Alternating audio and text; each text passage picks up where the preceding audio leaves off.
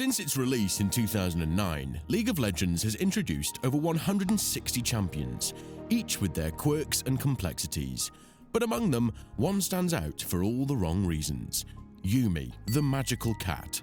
Released on May 14, 2019, Yuumi didn't just arrive on the Rift, she clawed her way into infamy. This champion, with a design unlike any champion before, had a unique mechanic to be able to attach to another teammate and be untargetable, which made her a source of frustration for every player that was unfortunate enough to face her. Love her or hate her, but let's be honest, most players lean towards the latter. Yuumi has sparked debates, memes, and outrage that have rippled across solo queue and the pro scene alike. From her rocky debut with a win rate below 30% to her eventual dominance in both casual and competitive play, Yuumi's journey has been nothing short of chaotic. She became synonymous with frustration, forcing Riot to issue countless buffs, nerfs, and even a rework to salvage her design. Players often raise their concerns, pointing out that it seems like Yuumi is a champion that does not even belong in League of Legends, as every change seemed to bring new problems, keeping her firmly planted as one of the most polarizing champions ever created. So, how did Riot get this unique champion design so wrong? What resulted in her getting hated more than Master Yi, Yasuo, Katarina, Shaco, or Teemo? To answer that, we have to dig into Yuumi's turbulent past. This is the entire history of League of Legends' most hated champion. When Yuumi first hit the Rift, her debut was anything but impressive. With a win rate that struggled to climb above 30%, she was one of the weakest releases in League of Legends history. Players quickly criticized her lack of impact and the fact that you could not raise the skill ceiling, as she was just so basic. Riot took notice and issued buffs almost immediately, through a hotfix, but what followed was a complete shift in her effectiveness, from abysmal to outright oppressive. What unique design made Yuumi into such a dominant champion and a nightmare to balance? Well, the answer lies in Yuumi's core mechanics, which, as described by Riot, were designed to prioritize strategic decision-making.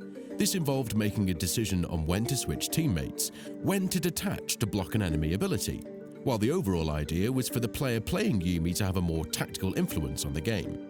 In practice, everything about Yuumi was just oppressive, boring, and annoying. Her ability to attach to allies made her untargetable, allowing her to heal and shield her teammate as well as deal damage without exposing herself to risk. The only time she could be targeted was when she detached to auto-attack, to activate her passive in order to regenerate mana. But she had the ability to attach to safety almost instantly. This minimal risk-reward loop made the gameplay against Yuumi very linear and boring. Furthermore, it meant that Yuumi could perform her role as an enchanter without having to endure the most glaring weakness of the enchanters. Positional challenges are the toughest for enchanters like Soraka or Lulu, who by design are made very strong healers and shielders, but with no mobility, which means that if they get caught in a bad place, they can be easily killed, leaving the team with no support. But the ability to stay attached while providing support means that this overall weakness of enchanters did not apply to Yuumi. One of the most infamous examples of how powerful her attachment was in her synergy with hypercarries like Kog'Maw or Vayne, or unorthodox picks like Garen. The hypercarry would be dealing massive amounts of damage in teamfights, while their support was on top of them, shielding and healing them, which was very oppressive. The Garen-Yuumi duo in particular became notorious for its low-effort, high-reward playstyle, with Yuumi's untargetability and utility enabling Garen to dominate fights, as this pairing required little interaction from opponents, making the game feel unfair. But this was just part of the problem, because the attaching mechanic allowed her to switch seamlessly between allies, giving them all the same buffs. This meant that if her ADC fell behind, Yuumi could simply abandon them and attach to a more successful teammate, like a fed jungler, a strong mage, or a tanky top laner. It wasn't uncommon to see Yuumi struggle in lane, only for her to leave her ADC around the 15-minute mark and latch onto her fed jungler, helping them dominate invades, execute ganks and counter ganks, as well as secure scuttle crabs, dragons, and heralds with ease.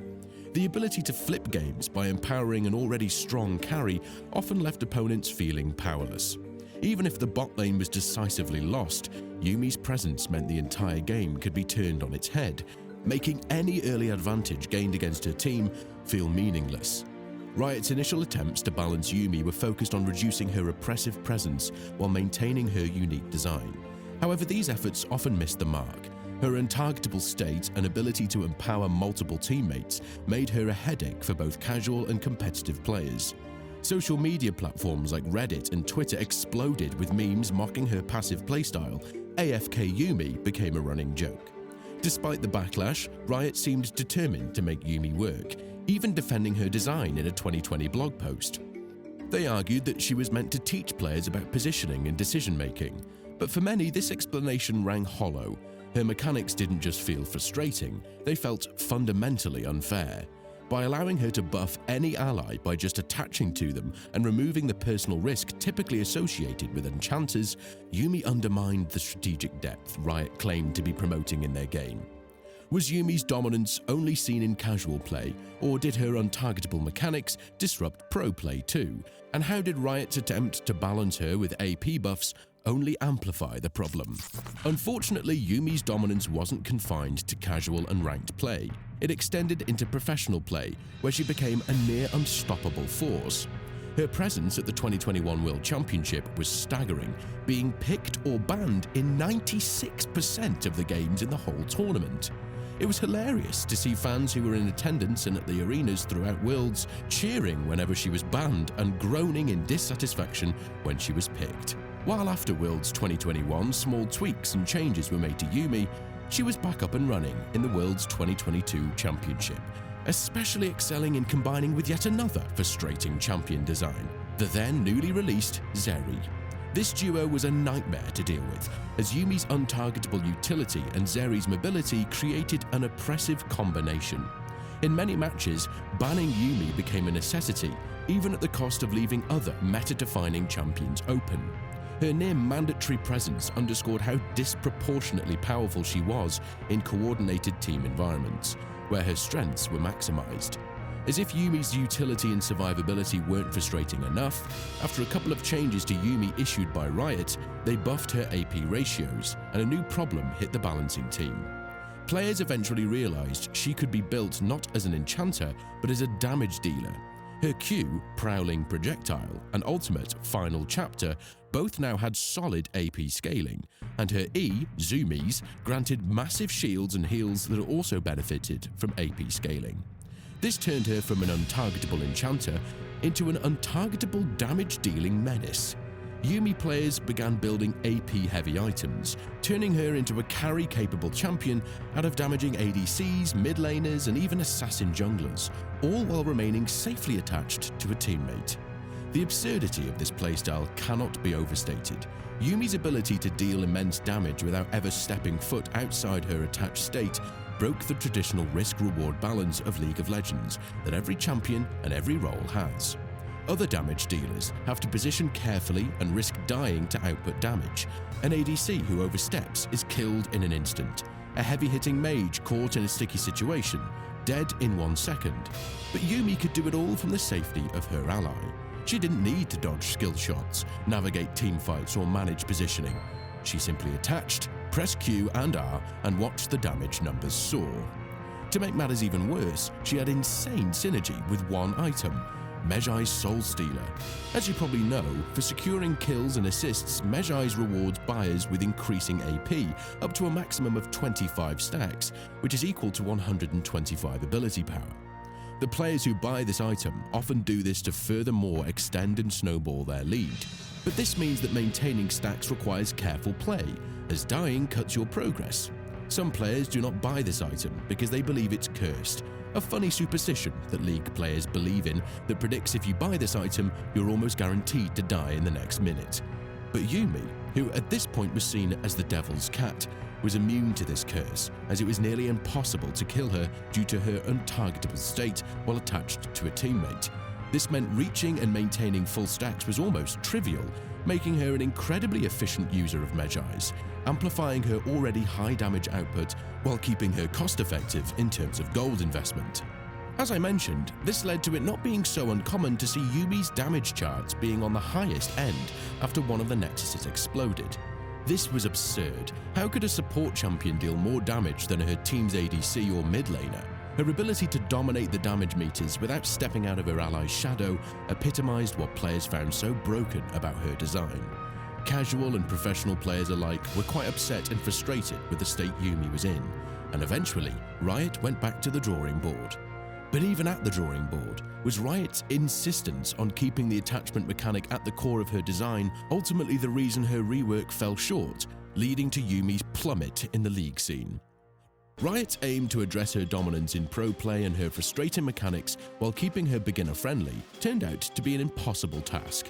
The cornerstone of this rework was the introduction of a best friend bond, or a friendship mechanic, designed to encourage Yuumi to stay attached to a specific ally, most of the cases her ADC, rather than hopping freely between teammates. While attached to an ally, Yuumi could grant them permanent friendship stacks whenever they killed enemy champions or minions. The ally with the most friendship stacks would become her best friend, unlocking additional effects that empowered her abilities when she was attached to them. The key thing here was that the bonuses when attached were only applicable to the one champion Yuumi had a bond with. This mechanic was meant to incentivize Yuumi to stick with one ally and build a stronger bond, rewarding commitment and teamwork. Additionally, to activate her passive, if beforehand she had to detach to auto-attack an enemy to get mana back, now she could do that with an ability, which was very convenient, as her Q has a relatively long range and it is quite easy to hit. In theory, this approach sounded like it would add more fairness to Yuumi's gameplay, but in practice it only deepened the frustrations many players had with her design. If the risk of dying as a Yuumi beforehand was 1 out of 100, now it was 0. This made her barely a champion. She could literally spend her whole game attached and not right-click a single time and still win the game.